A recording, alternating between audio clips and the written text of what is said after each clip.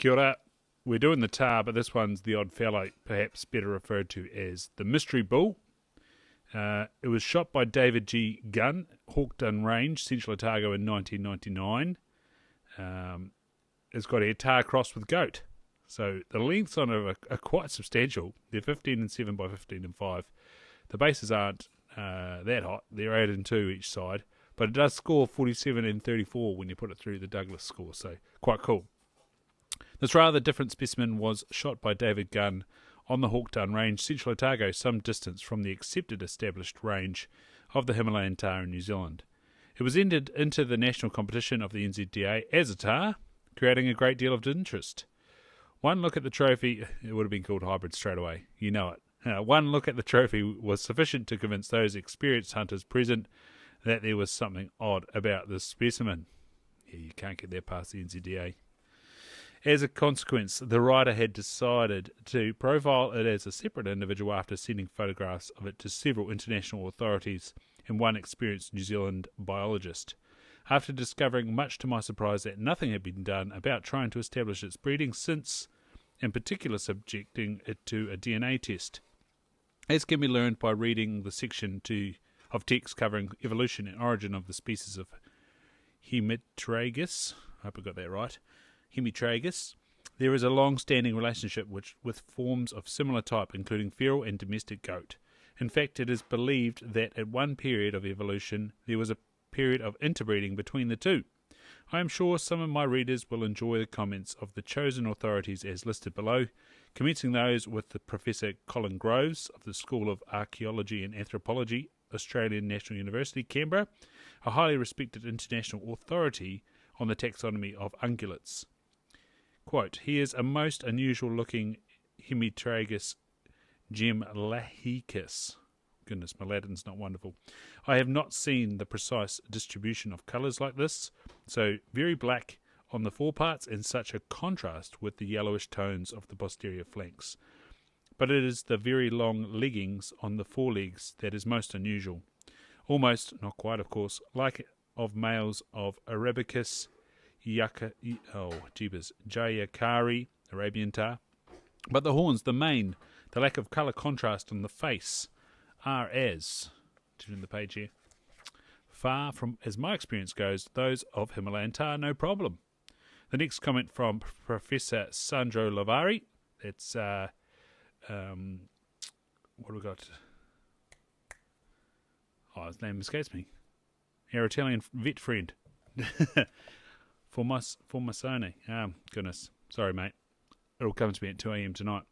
Of Siena University in Italy, and who has spent a great deal of time studying Tahr in the Himalaya.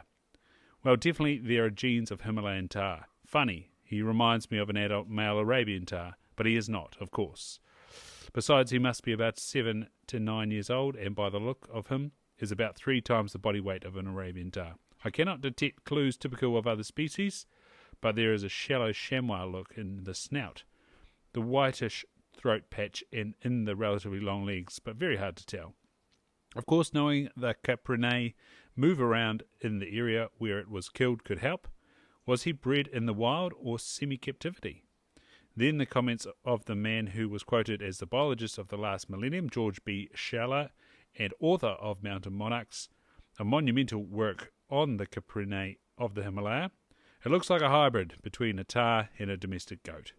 Further research, and one learns from Ken Tustin, legend, our own authority on the species, that there were escapees of Himalayan Tahr from farms in the Central Otago area, and that this could explain how the goat and Tahr managed to mob up together, or perhaps at least one male Tahr found goats. So without going to the trouble of scientific analysis by DNA, it would appear that the initial opinion that this animal was a hybrid between a Tahr and a feral goat was in fact quite correct. Well, that is what the international authorities consider to be the answer to the question.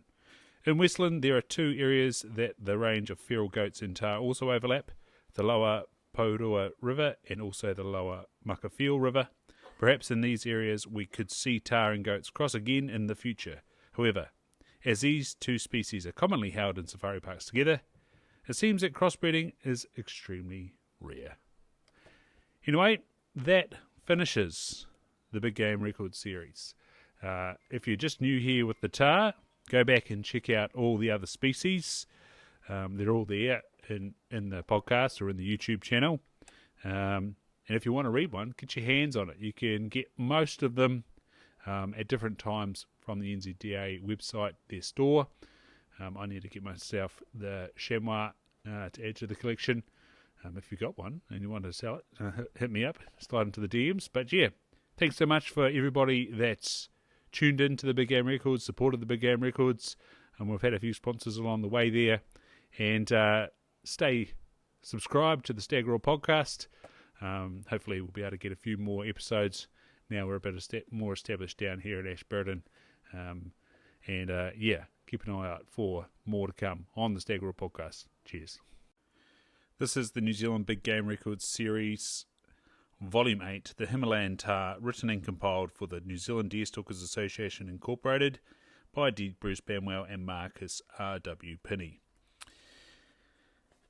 With permission by the publisher, Halcyon Press, a division of Halcyon Publishing Limited, PO Box 360, Shortland Street, Auckland, 1140, New Zealand, printed through Prolong Press Limited, China. Copywriters D.Bruce, Banwell, Marcus R.W. Pinney, first published in 2015, all rights reserved, and the cover design was by Mini Max.